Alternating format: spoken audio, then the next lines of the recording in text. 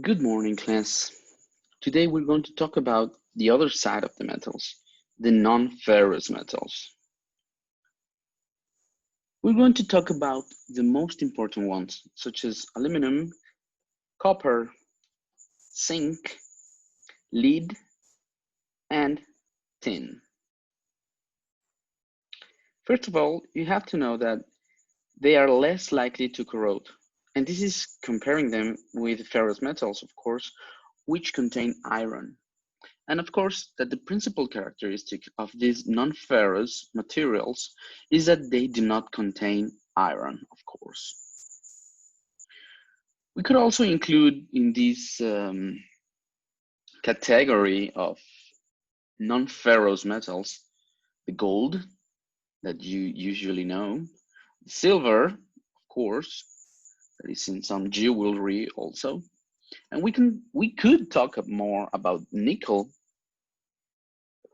but in this case, for our purposes, we're not going to talk about them.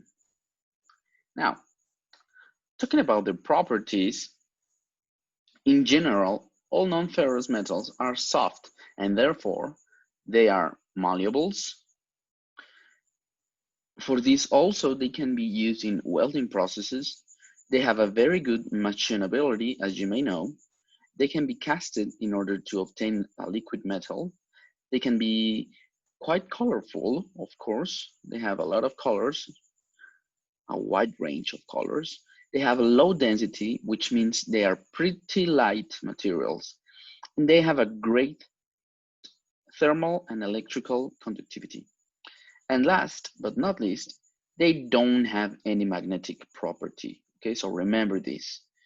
I think the most important characteristics that I want you to remember is that they are great thermal and electrical conductors and that they do not have any magnetic properties. Okay, they are a non-magnetic material. Okay, remember that, please.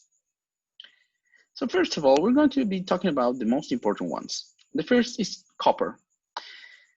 Copper has a high thermal conductivity, which can be used, for example, in heat exchangers. You can find heat exchangers in any place in your house, in your refrigerators, in your boilers also, when you want to obtain hot water, of course. You can also find them in heating vessels, as you may know. There are some people in the streets who sell pork or pig. No, I think the right term is to use is pork. And they usually use one of these copper heating vessels to do it. Okay, so another thing is that they also can be used as an electric conductor in wiring and motors also as coils. And they also have a great ductility, which means that they are great for making statues. So if you do not know this Statue of Liberty, which you can find it in New York in the United States, is made of copper. Next one is aluminum. Aluminum is mostly found in its oxidized form, in alumina form. It has a low weight. It can be a little pricey, less expensive than that stainless steel, of course, but it has a great machinability, as you know. And for the reason that is, it can be a very low weight or a very light in mass material. This is great for building yachts. This is also great for building planes. And it is also great to do most of the automotive parts. Okay, so why? Because you can obtain a strong metal that it will not be as heavy as stainless steel can be, or steel or iron can be. Those can be quite heavy. All right. Now lead. Lead was used in bullets. Now they are provided. You cannot longer use bullets that contain lead because of the contamination that lead can have. And gasoline also has lead, but we're trying not to use gasoline that has lead because it can be pretty contaminant in the ocean. And you can ask that if it's so dangerous, why do we add it to things? One of the main reasons that we can add lead into some processes or into some materials is that lead is the heaviest common metal. Okay, so and another characteristic important is that it doesn't react with other substances, and this is why we can find it in a car battery to to to support us of electrical energy. We can also find it in power cables and for almacenating acids, such as this acid tank of chlorhydric acid. And we can find it also in the water pipes of our houses. If some of you has a house that is pretty old, you can find still some lead water pipes instead of copper pipes. Now, let's talk about zinc for just a minute, because zinc is, well, I recall a chapter of The Simpsons. If any of you are a fan of The Simpsons, I am quite a fan myself. So I remember a chapter in The Simpsons in which they mention the zinc and its utility, and it's a very comic way to see the reference of The Simpsons chapter making fun of the zinc. So I will leave you the link so you can find it and you can watch it later. But for some reason, zinc on its own doesn't mean much to the average person. But as an alloy, it has a wide range of purposes. Mainly, the zinc is used for galvanizing steel or galvanizing anything. What is galvanizing? To just put a like a cover in another metal. This is a process that makes a material more durable against corrosion. It has a silvery blue color and it is soft and malleable. And last, the tin.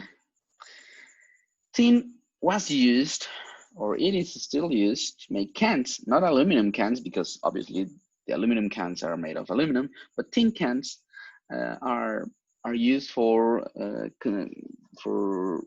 food containers, and as you can also find it in the paint containers. Okay, and the same as zinc, you can use tin as the same way as you use zinc to galvanize. So you can use tin also to protect a metal from corrosion.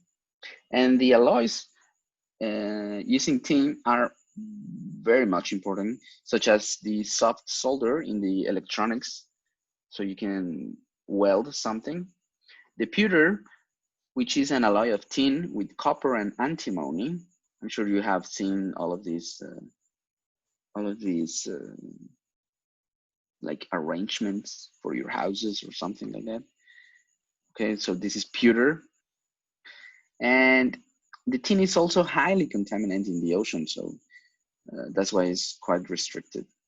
It is silver colored, it is soft and malleable, such as the other ones. Now moving on, what can we say about their crystalline structure? The unit cell structures determine some of the properties of these metals. For example, the FCC structure are more likely to be ductile than the BCC or HCP. HCP stands for hexagonal close packed. And here I present you a list of the crystal structure for some metals that is all non-ferrous and ferrous. So as you can see, aluminum has a face-centered cubic. So if you do not remember, this is the face-centered cubic one, and this is the body-centered cubic. So this is the BCC and this is the FCC. So the aluminum has an FCC, and also, and this is the hexagonal, the HCP. The copper is an FCC, such as the aluminum.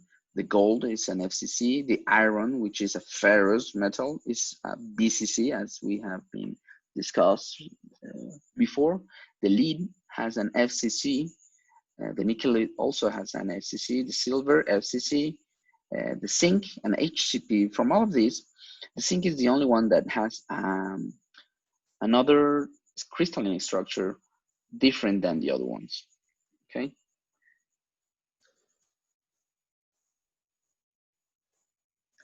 A very important thing that you have to remember is that the cooling process in a metal, it doesn't matter if it is ferrous or non-ferrous, remember that a cooling process can change or will change its crystalline structure. Okay, so if you have first, or if you have synthesized, or if you have prepared a steel which has a body-centered cubic crystalline structure, when you cool down this steel, because it's going to be pretty hot when you do it, if you cool down this steel, you may change its crystalline structure, which means that if you change the crystalline structure, you will have different properties of your metal.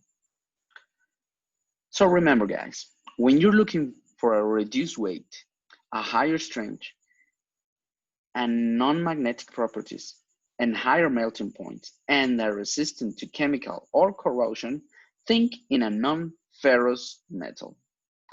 Thank you, and this is all for now. Thank you.